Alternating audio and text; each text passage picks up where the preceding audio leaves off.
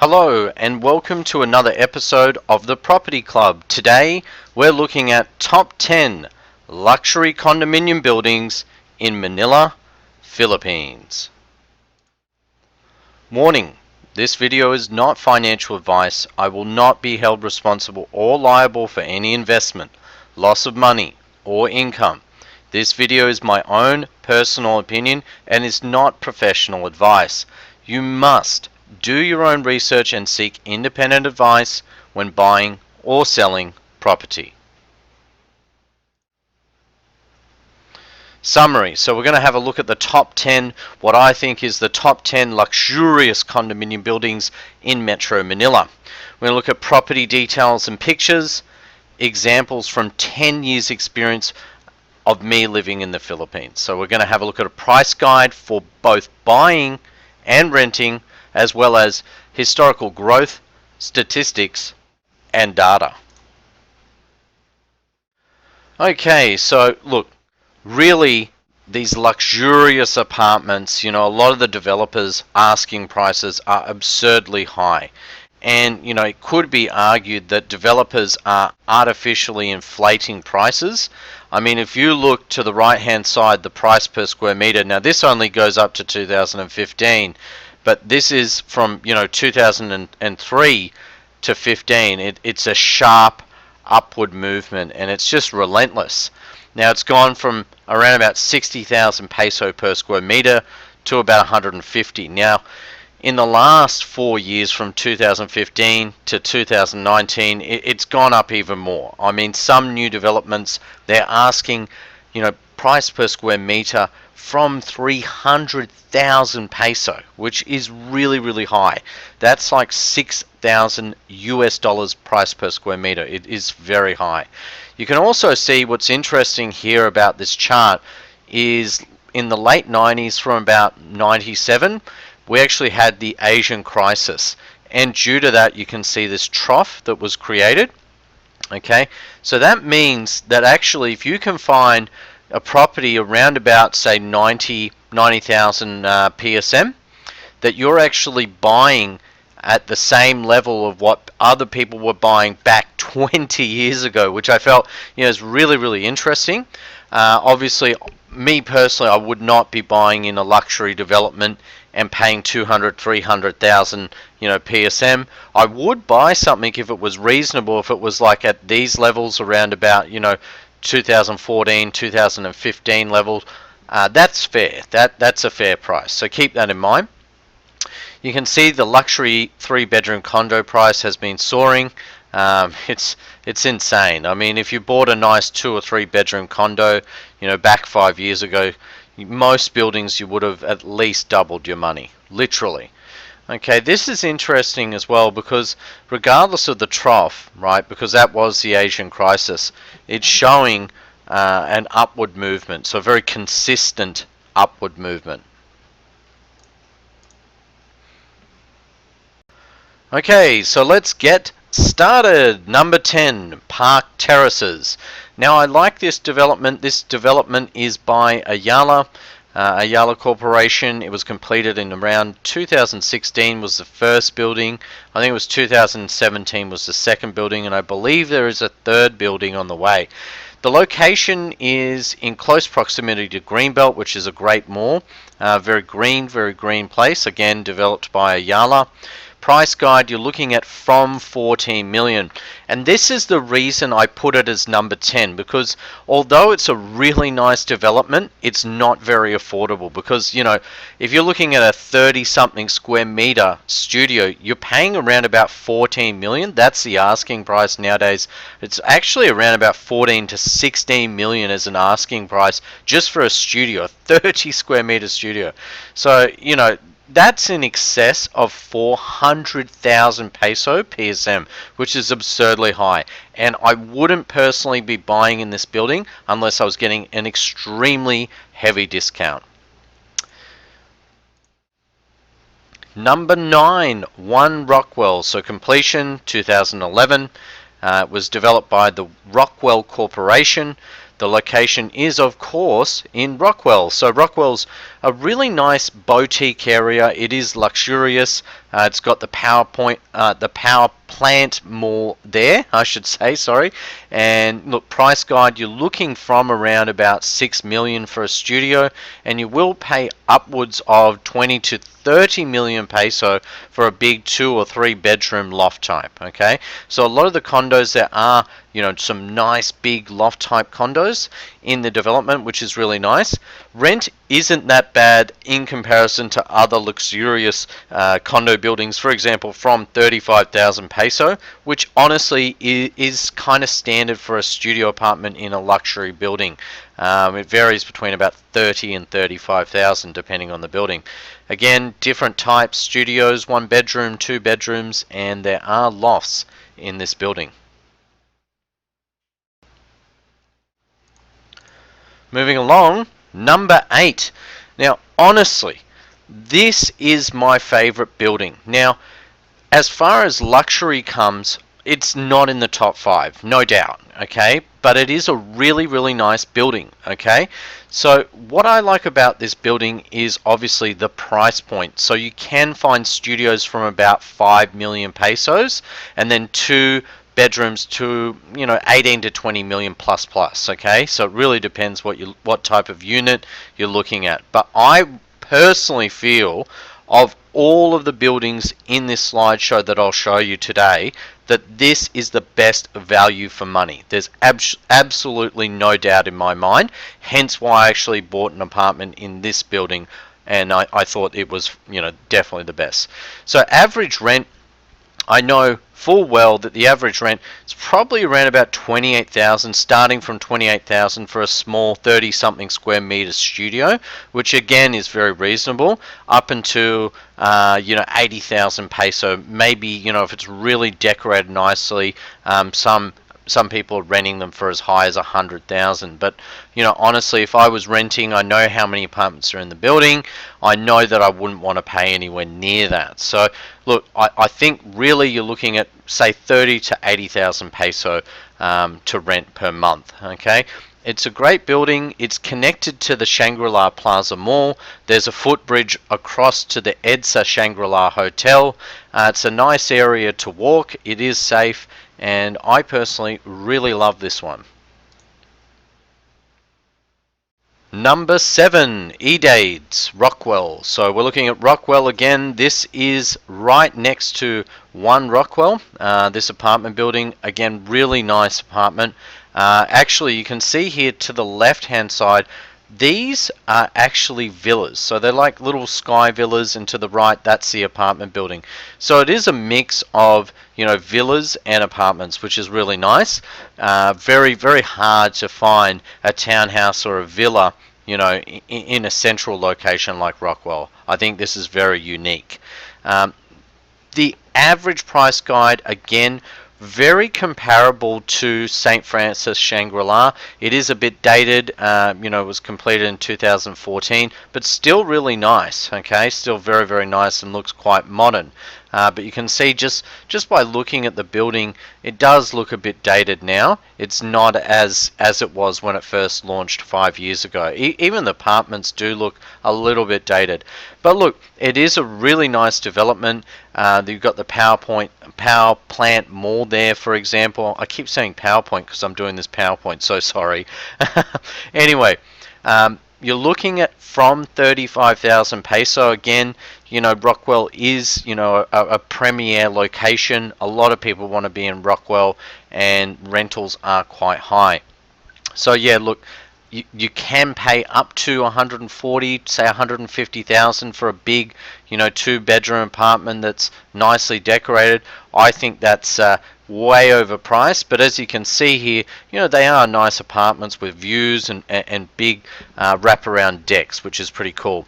The other thing too is they do have these villas. The villas, when it comes to renting, do cost more. So the very cheapest you'll probably get a villa is probably 180,000 peso per month. Okay, so originally when I first moved to the Philippines. This was the duck's nuts. Okay, when I first came over, probably in about 2008, I saw this Gothic style Shangri-La Grand Tower and I fell in love. Close proximity, hop, skip and a jump, like 200 meters from Greenbelt. Shopping, food, restaurants, it's really great. Also very close by is the Ayala Triangle, so one of the last parks left in Makati City. It is a bit smaller now because of the development surrounding that. Look, price guide is very expensive. One bedroom start from roughly around about 18 million is probably the cheapest you'll get something in the building. I'd like to say 14 or 15, but I think it's getting rather tough to get something. The apartments here too are larger, so even the one bedrooms that I looked at, I remember looking at, one bedrooms being like 80 plus square meters, plus a maid's quarter, plus storage and or plus parking. So, the size of the apartments are really good. If you can afford to, buy a 2 or 3 bedroom, some of them have spectacular views of the city. And what's nice about these apartments is, because most of them don't actually have balconies, okay, what's nice about it is you get a lot of internal space and you can find corner units. So corner units do sell for more, but the corner units are spectacular. But again, it's big money. You're looking at a price guide from roughly around about 20 to 80 million peso as an average. So it's not cheap.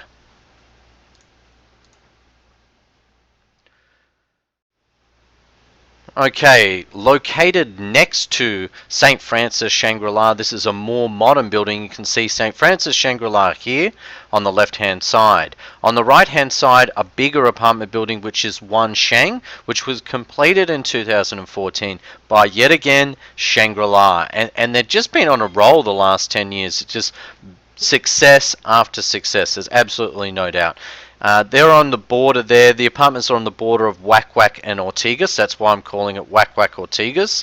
Price guide, asking prices are from around 8 million for a little studio, say 38, 40 square meters in the building. So that's the starting price. Okay.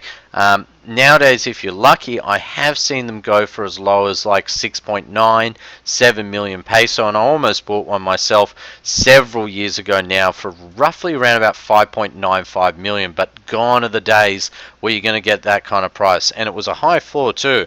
But actually, in the end, I did opt for St. Francis Shangri-La because the apartment that I got was roughly around about 6 or 7 square meters larger for the same kind of money, and I opted to get the bigger apartment, and I preferred the view. So look, with this, you're looking at average rent. It is getting harder to rent just because the facilities are so nice. The one thing I will say about One Shangri-La Place is it's good value for money. It's really good value for money, simply because it has some really nice facilities, and comparatively speaking, other places, other apartment buildings that have, beautiful resort style facilities with really nice gyms, sauna, steam room and this sort of thing, do cost a lot more. And we'll look at that next. In the next slides you will see some other examples, and you'll realize, actually, comparatively speaking, this is good value. Number 4, One Roxas Triangle. So completion, it is an older building now. It was completed in 2000, okay? So it's almost 20 years old, okay? Now, my understanding is most of these apartments are large style apartments. They're like sky homes, like minimum 3 bedroom and then sub penthouses and penthouses, and they're not cheap. Far from it. I remember trying to look in this building, and the real estate agent wouldn't even let me have a look at it, physically inside, because they pretty much wanted to screen me and make sure that I had, 100 million peso before I even walked in. So I was like, yeah, well, forget that.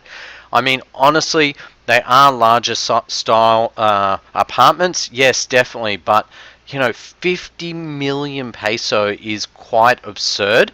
Ayala, as a developer, is known to build, like premium style but very expensive condominiums and housing developments. So it's definitely not cheap, so keep that in mind.